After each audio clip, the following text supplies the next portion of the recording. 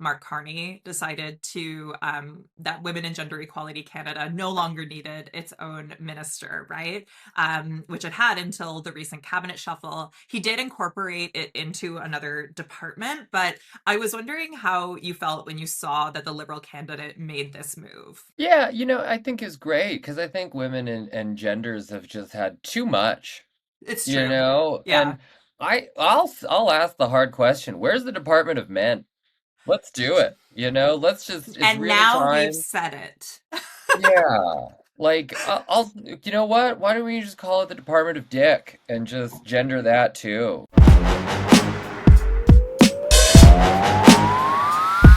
Hello, I'm Rachel Gilmore, your least favorite person's least favorite journalist. Welcome to Bubble Pop, a weekly show where I break down the biggest headlines so you don't have to doom scroll. Then we'll dig deeper into something juicy that you should know about. In this episode, we've got trans rights advocate Fae Johnstone and drag queen Karla Marx joining us. We're going to talk about how trans rights and drag culture are on the ballot this election, and what's being done to defend them. But first, the news. In this week's roundup, we are obviously going to go through the highlights from the first week of the Canadian election campaign. If you didn't already know, I was actually in the Canadian Parliamentary Press Gallery for like 7 years, so I can help you understand all the chaos and drama and gossip. We're also going to talk about the new auto tariffs and the looming massive tariff drop, Alberta Premier Danielle Smith's seemingly like daily missteps, the leaked group chat that everyone is talking about, and more. Let's dive in. As you might be able to tell by the exhaustion I've worked very hard to cover up with concealer, we are in an election campaign. A lot has been happening, and I've actually been providing daily updates wherever you like to watch my stuff, whether it's on socials, Substack, or Patreon, but I am going to do a roundup here. You should also definitely check out my new podcast, Campaign Cops with Karla Marx, where we go a little deeper and chat more about the issues of the campaign. We've had some big announcements from the parties already, but I'm going to focus on comparing two eerily similar announcements from the Liberals and Conservatives and tell you what they actually mean for you and society. And then we'll dig into some more of the hot gossip of the campaign. On Sunday, Mark Carney announced a tax cut, and the next day, Poilievre announced the same thing. Both leaders are promising to cut the lowest marginal tax rate in Canada. That is the rate that every single Canadian is taxed on, no matter how much you earn, on the first $57,000 you make. Right now, that first $57,000 is taxed at 15%. But the Liberals just promised they would shave that down to 14%. The Conservatives, meanwhile, are promising to bring it down to 12.75% over the next 3 years. How low can you go? For the Liberals, that's going to be about an extra $400 a year in the pockets of anyone making $57,000 or more. And for the Conservatives, it's about $900 extra for that same group. The Liberal plan would cost $5.9 billion per year, and the Conservative plan, once it's fully implemented, would cost $14 billion per year. But both of these plans actually benefit people who make $57,000 per year or more the most, because it's a cut to that lowest tax rate that we all pay on that first chunk of our income. So the people who max out the savings will be the ones who max out that chunk. But the savings get lower as your income drops, because the money you're saving is coming from the percentage of taxes you would otherwise be paying without these cuts, right? So like 15% of a 50K annual salary is a higher number than 15% of a 10K annual salary. And if you shave off 1 or 2% from that 15%, the amount you save from that being shaved down is lower if you make less money overall, because what you're saving is a percentage of a smaller figure. Does that make sense? In fact, according to an economist from the Canadian Centre for Policy Alternatives who spoke to the Canadian press, Canadians living below the poverty line would only save about $11 a year under the Liberal plan and $25 a year under the Conservative one. So, yeah. And it's also a bit unclear how these dudes will pay for these promises. Carney said he'd cut the growth of government spending and review programs for, quote, efficiencies, whatever that means. Poilievre, meanwhile, has also promised to slash spending on bureaucracy as well as consultants, and has pledged to cut foreign aid. But again, it's not clear whether those moves would cover these big price tags. The next big dueling announcements this week were on housing. Before calling the election, Carney announced a plan to ditch the GST on newly built homes or substantially renovated homes for first-time homebuyers. This would apply to houses with a price tag of up to $1 million.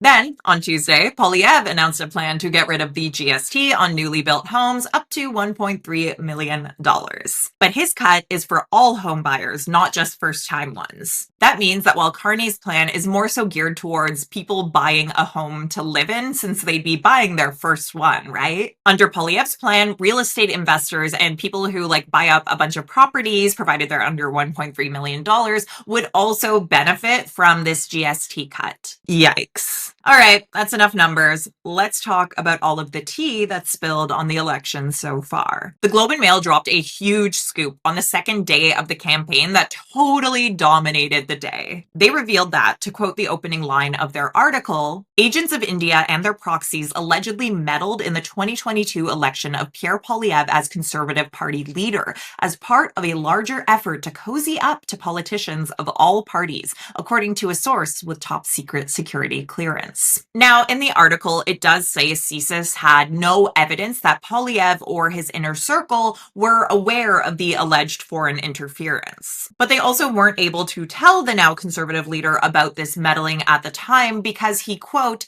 does not have the necessary security clearance to access secret documents and receive classified briefings on foreign interference activities in Canada. Yeah, so the other party leaders absolutely slammed him for continuing to refuse to get his security clearance. Poilievre is the only federal party leader that doesn't have it. Carney called it, quote, beyond baffling and, quote, downright irresponsible, while Jagmeet Singh said Poilievre, quote, wanted to put his party and his partisan interests ahead of the country. That, to me, disqualifies you as a prime minister candidate, end quote. Meanwhile, Poilievre, attempting to deflect from the scandal, attacked Carney hard, drawing a weird tenuous link between Carney and China, because while Carney was chair at Brookfield Asset Management, the company got a loan from the Bank of China. How dare his company have done any business with China, Canada's second largest trading partner? This prompted Carney to issue his most aggressive attack yet against Poilievre. Take a listen. He's a conspiracy theorist. Spends too much time with his MAGA friends, and he comes up with whatever he can think of. Yeah, things are getting pretty spicy out there. Carney also had a little mini scandal moment himself. Although as the day went on, it actually became pretty clear that the real issue was that most of us don't understand international asset management, including me. I was very annoyed to have to learn about this. Basically, it turns out that two investment funds that Carney co-chaired while he was at Brookfield were in part registered in Bermuda, a known tax haven.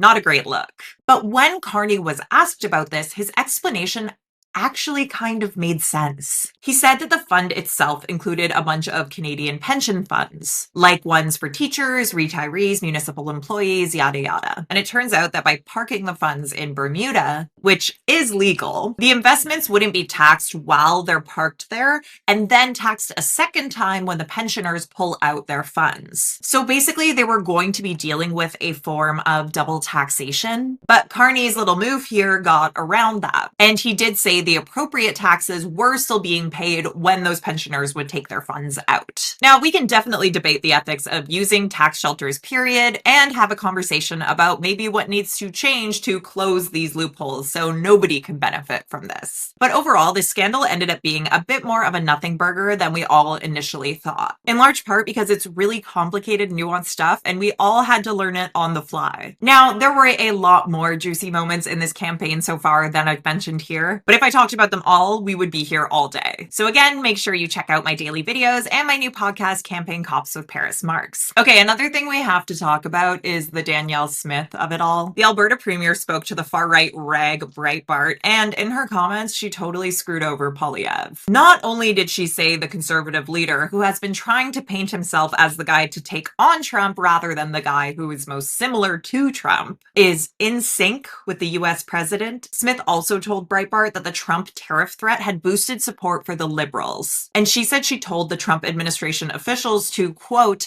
just put things on pause so that we can get through an election. Yikes. Smith has called this story offensive and false, but there's audio of her saying it all. So anyways, Smith isn't done yet. She also headed to Florida on Thursday for a fundraiser where she's appearing alongside Ben Shapiro, a right-wing US grifter, who earlier this year tweeted at our then Prime Minister that, quote, "When we take Canada, you will be expelled to Panama to work the canal." Awesome work, Smith. Really great stuff for Canada. Also, fun fact, while I was researching that story, I also saw that Pierre Poilievre follows Ben Shapiro on Twitter. Very cool. Speaking of people who want to annex Canada, US President Donald Trump's slew of tariffs are slated to come into effect next week. And he also just announced a fresh round of tariffs on international auto imports that will hit next week too. So that's alongside 25% tariffs on all Canadian goods, aluminum and steel, and a 10% levy on Canadian energy imports. And I have to say, I have to give this caveat, while all of this is supposed to come down next week, everything changes constantly. I am filming this Thursday evening. Might be outdated by the time you listen. Posting on Truth Social at just before 2 a.m. on Thursday morning, Trump also threatened large-scale tariffs on Canada and Europe if they work together against the US, saying that, quote, "If the European Union works with Canada in order to do economic harm to the USA, large-scale tariffs, far larger than currently planned, will be placed on them both in order to protect the best friend that each of those two countries has ever had."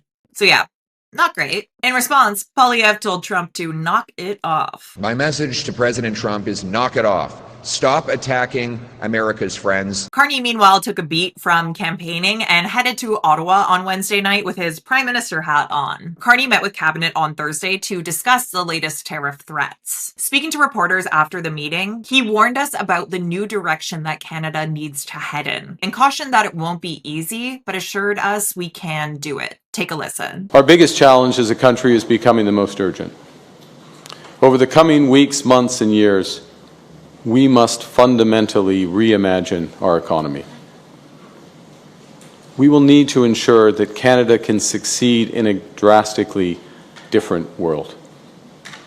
The old relationship we had with the United States, based on deepening integration of our economies and tight security and military cooperation, is over. I don't want to set unreasonable expectations. The road ahead will be long.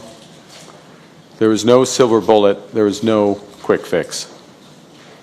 And I know and I understand that many are feeling anxious and worried about the future. Fundamental change is always unsettling. But I have every confidence in our country because I understand what President Trump does not.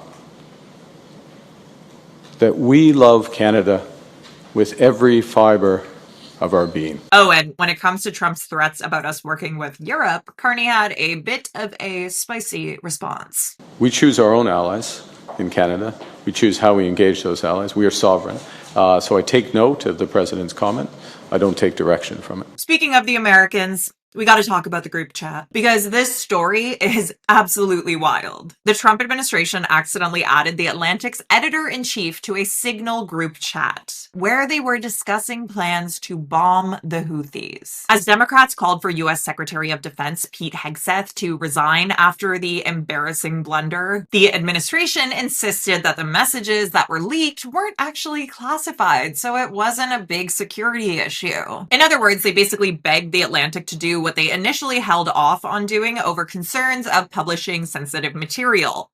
Release all the messages. So that's what the Atlantic did. And the resulting messages that we all got to see were both deeply cringe and deeply horrifying. As these officials talked about taking people's lives, they were using emojis, talking about prayers, and also just talking in this banal office-style chatter. They're using this antiseptic style of chatter while talking about bombing the Houthis' quote, top missile guy as he walked into his girlfriend's building, which collapsed. It's just a combination of stupidity and cruelty at an international scale. A very unpleasant timeline we're living through right now. Meanwhile, as talks of Israel and Palestine have been totally missing from the campaign trail, the horrific violence is continuing. Israel attacked southern Gaza's largest hospital, killing a Hamas official and 5 others, including a 16-year-old boy who had had surgery just 2 days earlier. Israeli forces have killed more than 600 people since they shattered the ceasefire, including 23-year-old journalist Hussam Shabat, whose mother spoke out after Israel killed him. She said, quote, He knew that to be a journalist in Gaza, to tell the truth, meant that he would be killed. The US is also continuing to snatch people off the street who protested against the atrocities in Gaza, including most recently a PhD student with a legal visa attending Tufts University in Massachusetts. She had co-authored a school paper op-ed in support of Palestinians, and plainclothes immigration officers rushed her on a street corner, put her in an SUV, and took her away. I'm honestly terrified for people in the US right now. If you live there, please stay safe. Meanwhile, in Canada, a woman in a hijab was attacked inside an Ajax library this week. A stranger came up to her, tried to pull off her hijab, poured a liquid on it, and then tried to light it on fire. Luckily, her lighter didn't work. And now the 25-year-old woman is facing charges. The victim spoke out in a powerful statement read by a community advocate, and she said she can't stop thinking, what if the lighter had worked? The fear that an incident like this could happen to my daughters keeps me awake at night and shakes my confidence in the safety of our community spaces. Party leaders spoke out about the incident. Mark Carney called it a, quote, terrible act, adding, quote, Islamophobia is real, it is dangerous, and it must stop. Jagmeet Singh called it horrifying and said, quote, Islamophobia has no place in Canada. Pierre Poilievre, meanwhile, blamed the incident on the Liberals. He said, quote, thanks to liberal catch and release laws, hateful lunatics like these are terrorizing our communities every day. Conservatives will bring jail, not bail. Lastly, I want to mention that after years of pain for the community, police say they have identified the previously unknown victim of a Winnipeg serial killer. Her name was Ashley Christine Shingoose, and she was last seen in downtown Winnipeg in March 2022. The community, before knowing her identity, had given her the name Buffalo Woman. One of the grandmothers who took part in the ceremony to give Shingoose that name at the time now says that her heart hurts, but she's happy. Quote, we know who she is. She does have a family. We're still her family because we adopted her. Our whole community adopted her and took her in as one of ours. But she also has that other family that now can have a little bit more closure. And so we give thanks for that. Investigators believe Shingoose's body was taken to Winnipeg's Brady Road landfill, which Manitoba Premier Wab Kinew has promised they will search as Shingoose's mother issued a plea for her to be found. Quote, please start the search as soon as possible, a statement from Shingoose's mother read. It's been a long time waiting. I need to bring her home. I need that closure. It's been too long. Those are the main stories from this week, and some of these are hard. So please take care and remember that there is so much good in the world. Here's a little nugget of good news to help you look for the helpers. Friend of the show, Kat Abu, who was on the podcast just a few weeks ago, is running to unseat an old guard Democrat. Speaking to Rolling Stone, she said, quote, right now, the answer to authoritarianism isn't to be quiet. It's not matching pink outfits at a state address. It's not throwing trans people under the bus. It's not refusing to look at the party at all and see where it could be better. The answer is to very publicly, very loudly, very boldly stand up. The only way to fight fascism, and this has been proven over and over and over again, is loudly, proudly, and every single day. That is exactly what Kat is doing. After the break, I'll be back with Fae Johnstone and Karla Marx. We'll be talking about drag culture, trans rights, and the federal election. Trust me when I say you want to hear the kind of political analysis you get from a drag queen. Those reading glasses, they're sharp. We'll be right back.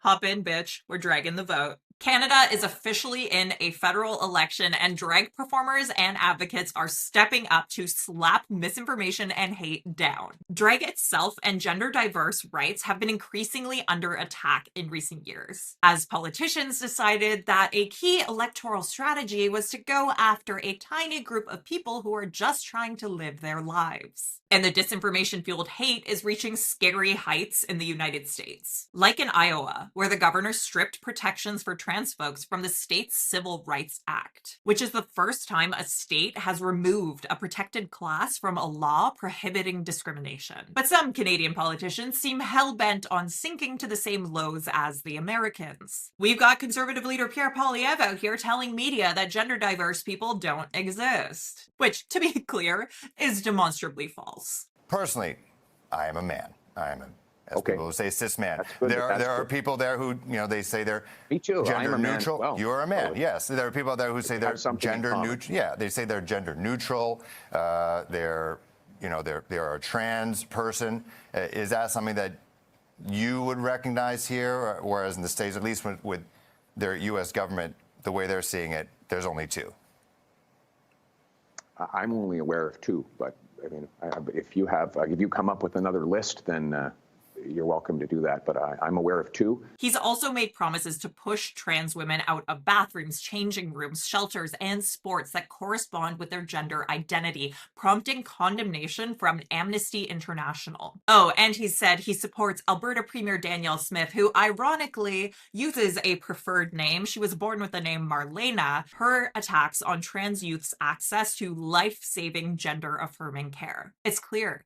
Drag culture and gender diverse rights are on the ballot this election. So advocates, allies, and drag performers are stepping up. We're going to drag the vote. To talk to me about this new initiative, I am thrilled to be joined by two tireless, brave, incredibly caring people who I am constantly in awe of. Queer Momentum's Executive Director, Fae Johnstone, and Alberta organizer and Calgary's most naked drag queen, Karla Marx. Which means I have officially had more people with the last name Marx on this show than I've had straight white men. And I love that for us. Faye, Karla, thank you so much for being here. Thanks so much, Rachel. Honor and a pleasure. Always happy to chat. Yeah, thanks for having me for a less traumatic freedom convoy. Oh my God, I love it.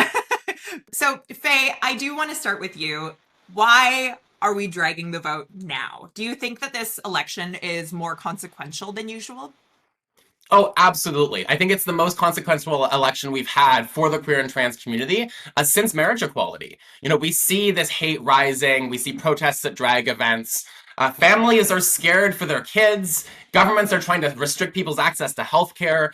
This is our time to organize. And that's exactly why we're so excited to have the Drag the Vote campaign, powered by kick-ass drag artists from coast to coast to coast. Karla, you're based in Alberta, where trans healthcare is under heavy attack. What have you heard from the community in Alberta these days? There's a lot of fear, obviously. Last year, when the government of Alberta passed 3 bills targeting trans rights and rolling them back, a lot of Albertans had to have a conversation of where's our line.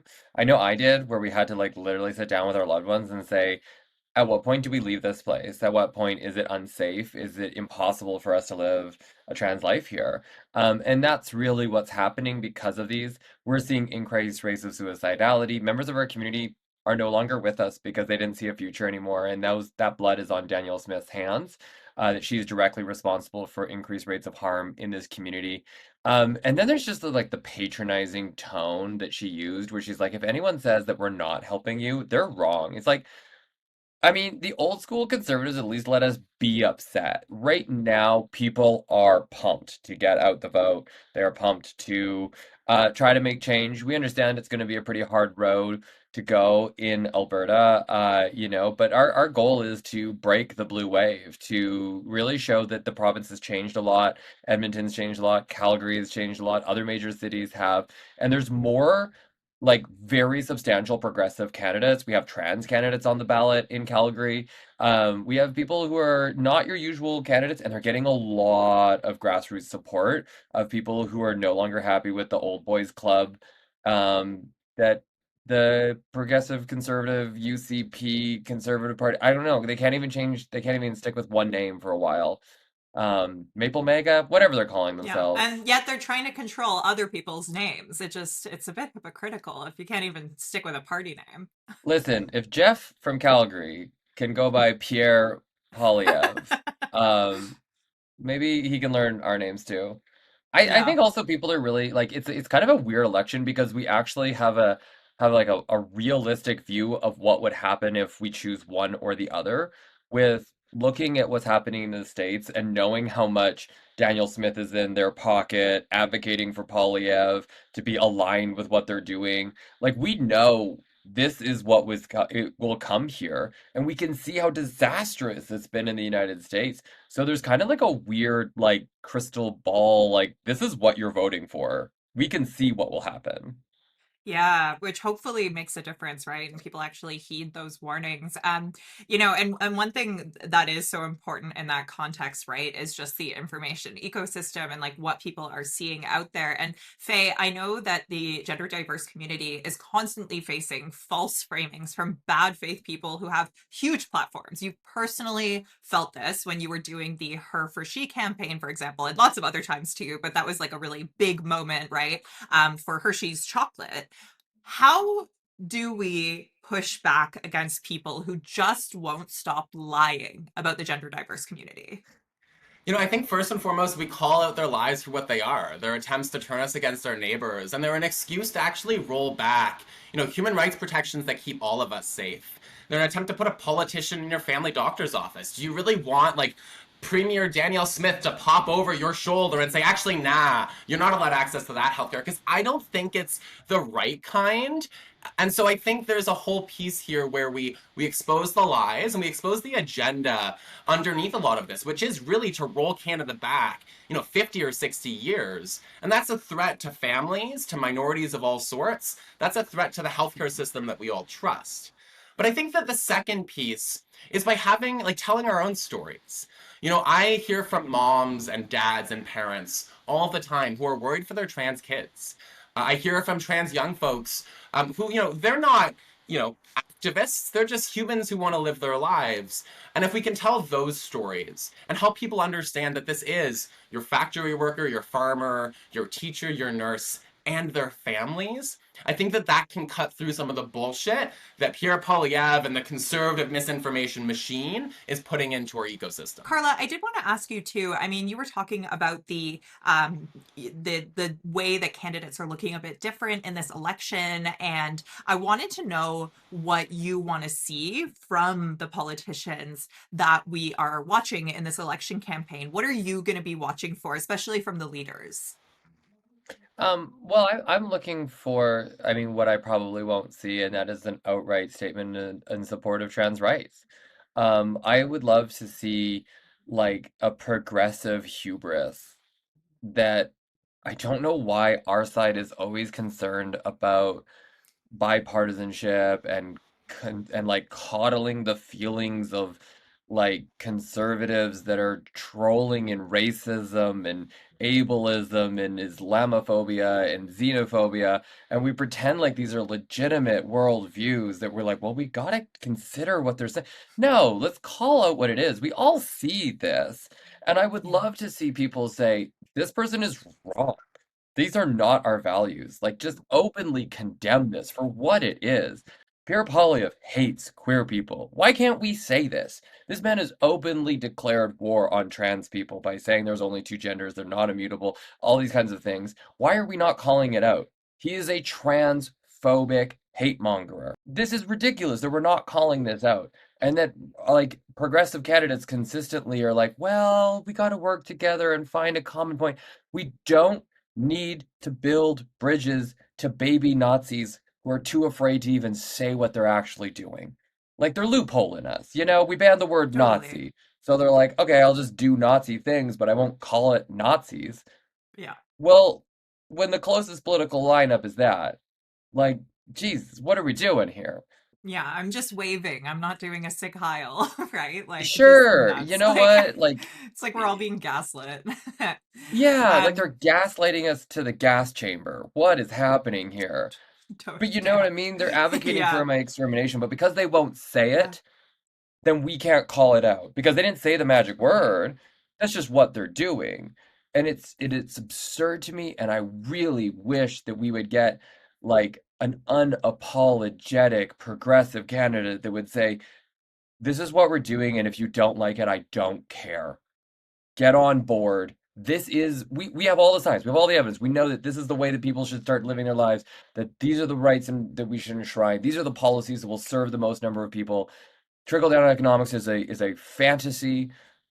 You know, like what are we doing that we're pretending like these are legitimate things anymore? Yeah, I'm glad you brought up what Pierre Polyev said as well, and sort of I was gonna ask, and I still am gonna ask. I'll direct this at Faye because Karla, I think I got your take on Polyev loud and clear, and I think we need to see. We got to give him a little more credit, you you know? know, Like maybe why don't we hear him out? We can do a little compromise on people's humanity. Do I sound you like get a mainstream some human journalist? rights as a treat. Yeah, exactly. Like, come on, people.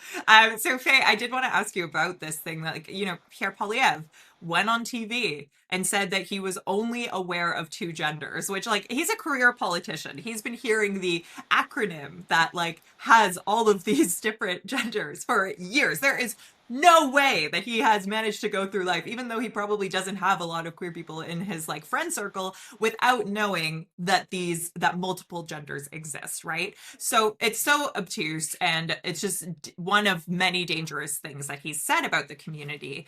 I wanted to ask you what a Polyev prime ministership would mean for trans folks in Canada. I think one of the scary things is he hasn't answered that question. You know, he uses these dog whistles and these divisive slogans, but he hasn't actually given us policy responses.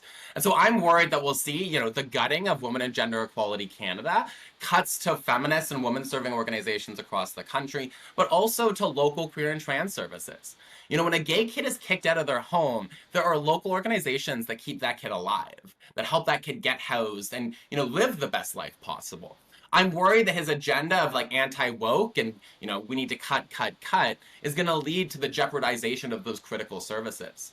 I'm worried that we'll see the repeal of our trans rights legislation, of Canada's conversion therapy ban, and similar to what we're already seeing in Alberta and to what we're seeing in America, we'll see assaults on our healthcare. We'll see assaults on the ability of trans people to just participate in public life.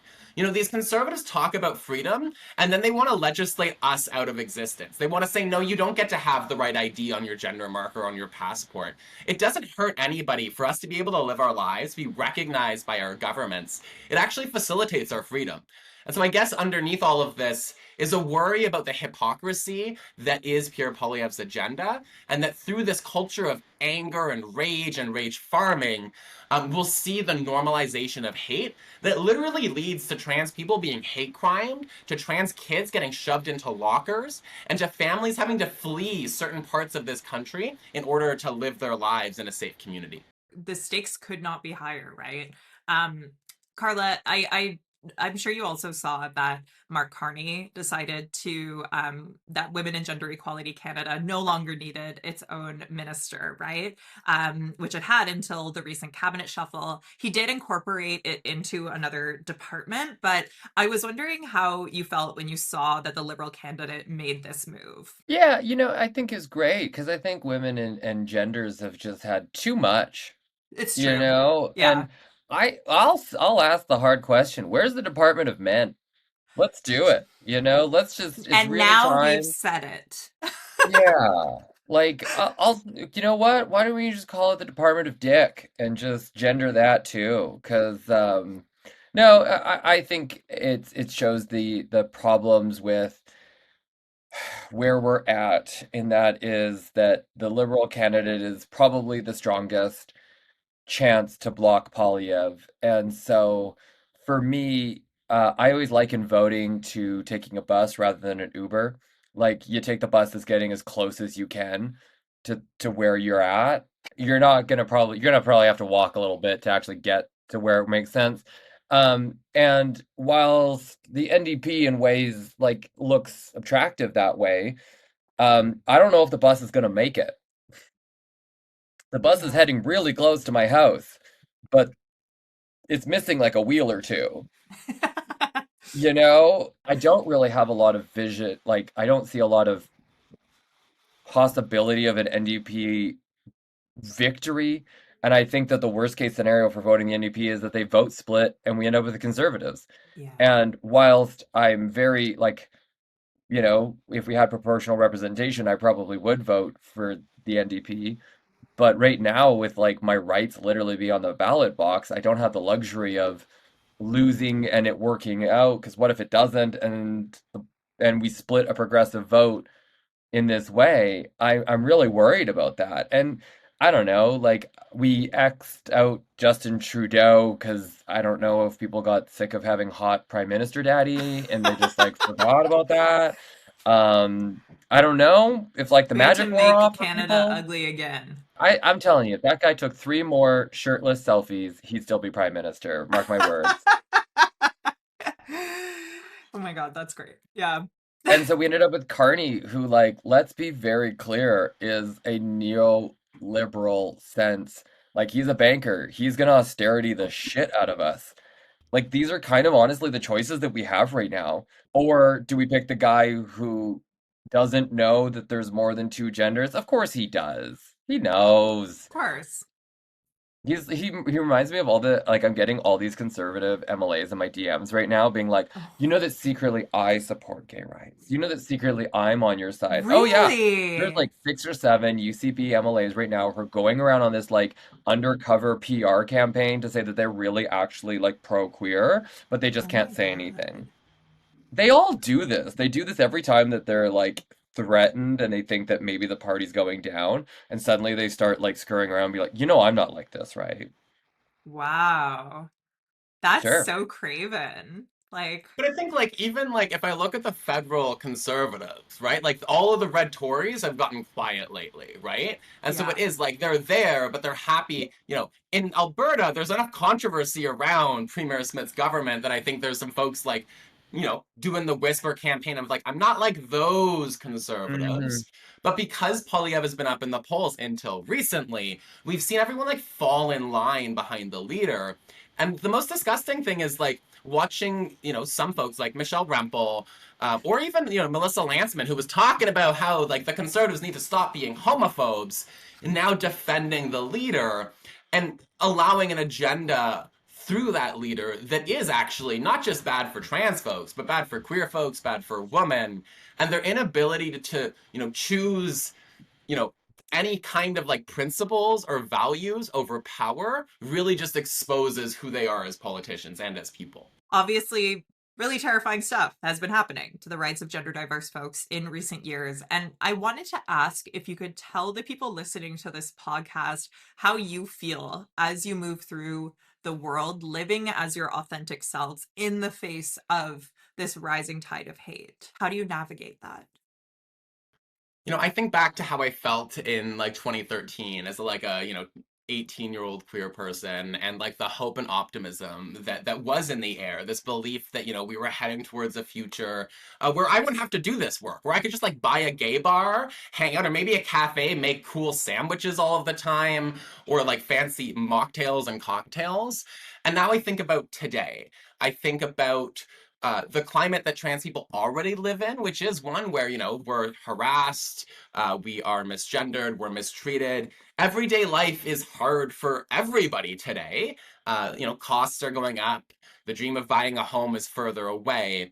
And then you take all of that and you add on politicians who are punching down on your community. You worry every day about the headline, like, what's the hate crime going to be? Are we going to see like a violent assault, as CSIS was warned about? Like that climate is terrifying and it's debilitating. I would even say it's like a psychological warfare strategy of our opposition to make us so full of doom and gloom and depression that we take ourselves out of public life, out of society. And so like, my vibes are, oh God, oh fuck, I hate this. This isn't the future or the Canada that I want to live in. The flip side to that is, boy, have they tried this shit time and time again, and we've come for them and we've won. And so I do have like a nugget in me that is trying to stay optimistic, and that's remembering that, no one thought we would get through the AIDS crisis. No one thought that we would have marriage equality. No one thought that we would live in a Canada where we have trans people running for public office. And so they want us scared, but instead we're going to be organized. We're going to take our truth to the people, and we're going to kick these bigots out of office. That's awesome, Fair. You make me feel so inspired every time I talk to you. It's just like This awesome. is, I think Karla and I have done like a doom and gloom. Like I do the hope and optimism. She does the like, fuck, it's Nazism and it's happening. It's honestly the perfect balance. So Karla, do you want to share, or it's totally up to you if you're comfortable? Yeah, you can kind of emblematize my approach by two things that I bought recently. One is like fun crop tops for summer, and the other are security cameras for my house. Where, like you can't stop living for joy, you can't fall into despair, and when the world seems really dark and scary, chances are you've been online too much. And when you get offline, when you go into the real world, when you go to a show, when you go to just a bar, no one cares. Like, really, no one cares. We're talking about a small group of serially online people and an army of bots that make it seem like anybody gives a shit about this. We're not that important. We're not that numerous. We're not a big deal. We're tiny.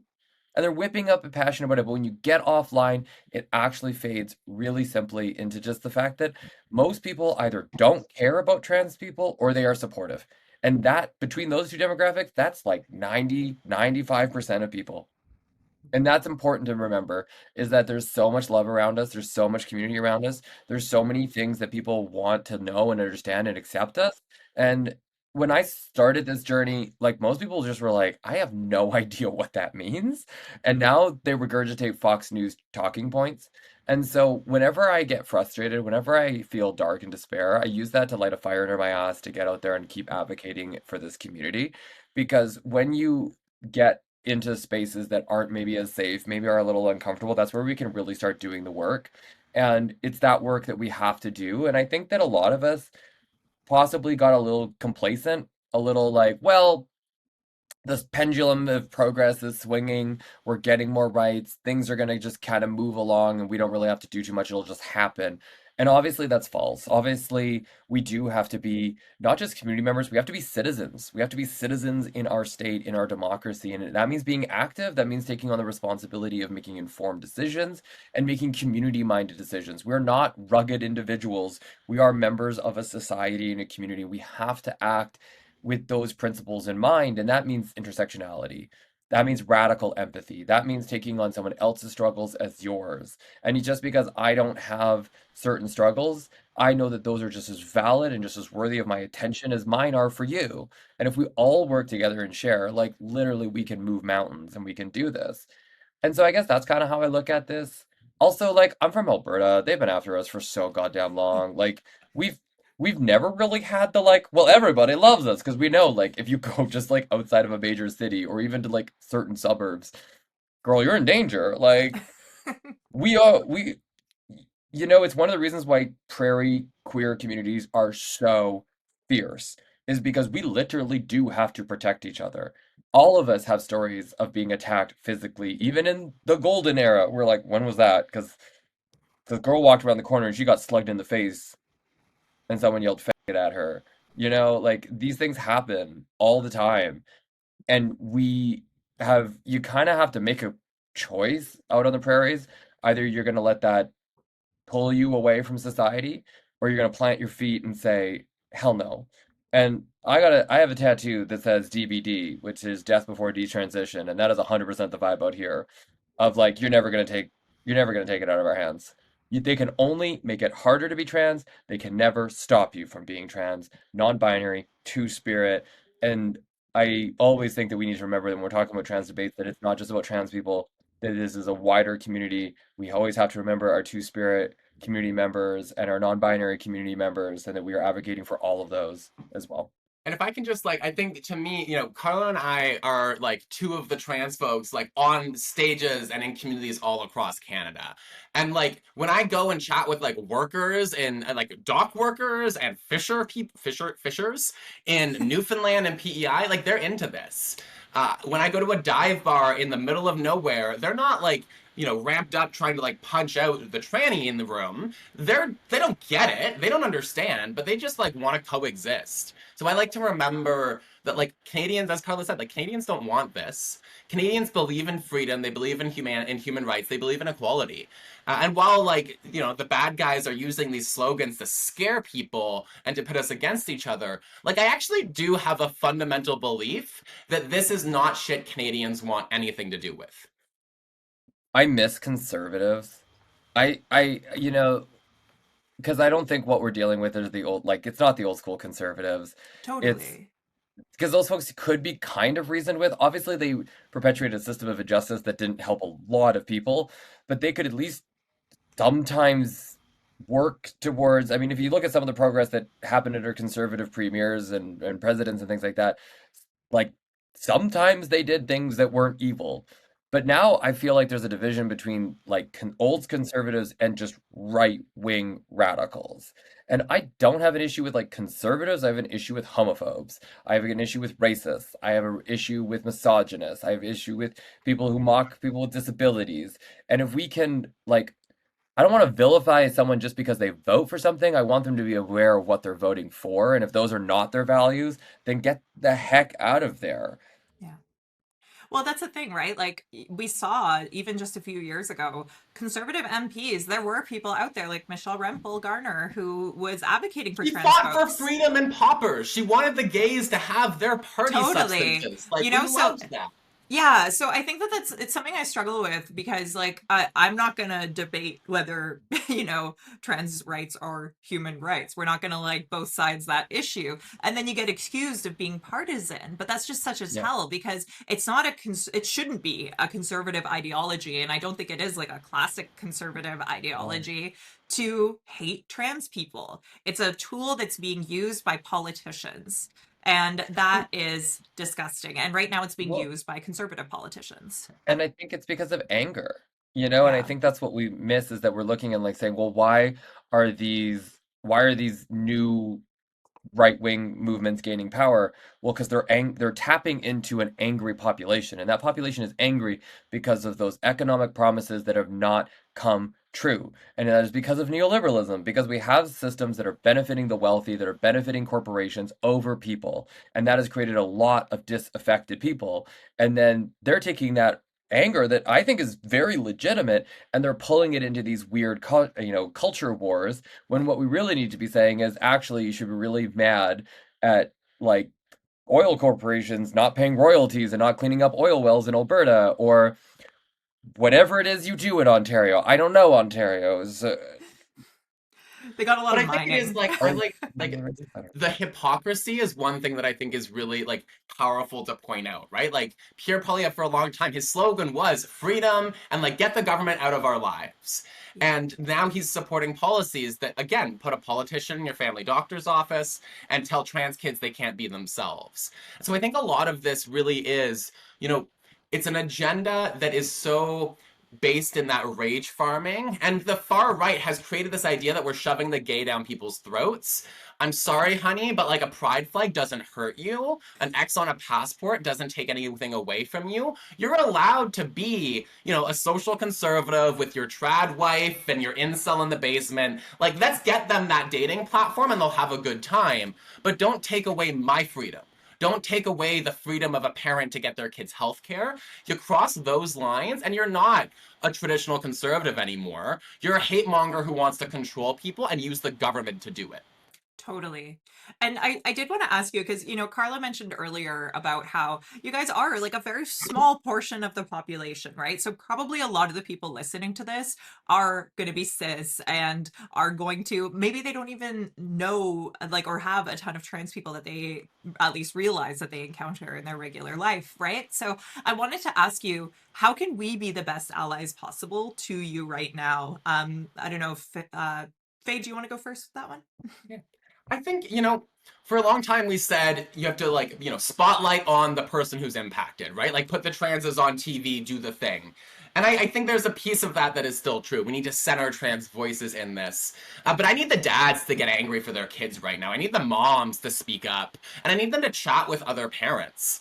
My biggest message is I don't need every straight person to know what the term like or demi-gender means. I don't care. You don't need to be an expert on the gays and our neo-pronouns or on puberty blockers. You need to be able to have a conversation around what's really at stake. And that is freedom. That is a country where we respect our neighbors, even if their lives look different from ours, and where we invest in the public services and institutions that lift everybody up. So have that conversation and have it everywhere you go, because that's how we respond in a poisoned political environment. It's by bringing humanity and shared values back into the conversation, and again, exposing these hate mongers and all of their lies for the insidious, icky, bad, disgusting agenda that they are pushing. Totally. Karla, what do you think? How can we be good allies? Um, Faye knows exactly what I'm about to say because I say this every time I get asked, and that is ruin Christmas dinner. Hell yeah. Just ruin it. I don't get invited to anything anymore. It's great. When you're sitting at the Christmas table, when you're sitting at the family gathering, whatever it is, Easter's around the corner, whatever it is, when all the family gets together, Drunkle Gary is gonna say something, and it's gonna be really, really, everyone's gonna go and kind of change the topic or move along, and everyone's gonna kind of pretend like we didn't just hear that. But we did. And what I need allies to do is call it out because I always say too that people sometimes need to hear it from voices that sound like theirs. And I think that if you're a 56-year-old white suburban mom and you're talking to another group of people like that at the hockey rink, they're going to listen to you. They're going to see me coming. They're going to see Faye coming. They get us. They know what we are. And they're going to get into like that professional, polite, the walls come up, the boundaries come up. This is an outsider. I could get judged. But when it sounds like them, when it's somebody saying, no, like I have a trans nephew, it's not like that. That's not what these people are doing. They're fine. That you can be an advocate for just basic humanity. And when people are like, well, what should we do to solve the trans? We don't need to be having a trans debate. We don't need to be talking about trans people. We had all of this sorted out. And it was real easy. It was leave it to doctors, leave it to parents, leave it to trans people themselves. And there was no problem. This is a manufactured crisis. And it's important to remember that this can all go away if literally one side of politicians just stops talking about it. It's that easy. Well, guys, I think that that's basically everything I had planned to ask you. Before I wrap things up, I want two things from you. One, if there's anything that we didn't touch on that you want to, I just want to like give you the floor. And two, yeah, okay, excellent. And then also, I want you to tell everyone where they can find you, how they can keep up with you, how they can follow you on socials and stuff, wherever you want to direct them. So, Faye, you seem raring to go, so I'll throw it to you. And I guess like the thing that I want us to remember is that like the way that we win is not like hot takes on Instagram. It is organizing in our neighborhoods. We have the Drag the Vote campaign and the Vote Rainbow Equality campaign, and we're getting folks across this country distributing flyers, chatting with their neighbors, and building a movement so that whoever the hell forms government next, we can bring political pressure to bear and make homophobia and transphobia politically poisonous. That is how we get through this shit, is by building the power of our movement. And so if you're a gay, a they, or an ally who's watching this thing, just go to dragthevote.ca, add your name, tap in, and let's make, homophobes scared again. Let's make politicians who around with our rights worried for their ability to get reelected, because that's the kind of Canada that I know and love, and that's the Canada that I'm in this fight for. Karla, what about you? You got any last words and any socials you want to advertise?